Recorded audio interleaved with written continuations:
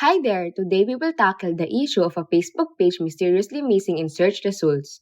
Now follow these quick steps to ensure your page is front and center where it belongs. Okay, so first things first, make sure your page isn't tangled up in age or country restrictions. You can simply check and adjust these settings by going to your page settings.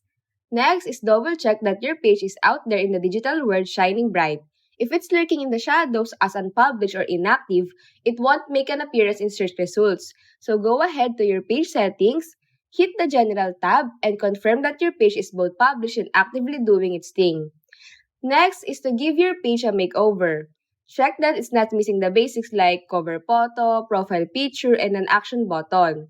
This kind of basics is not just for looks.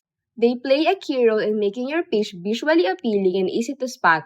So head over to the edit page and jazz up these elements.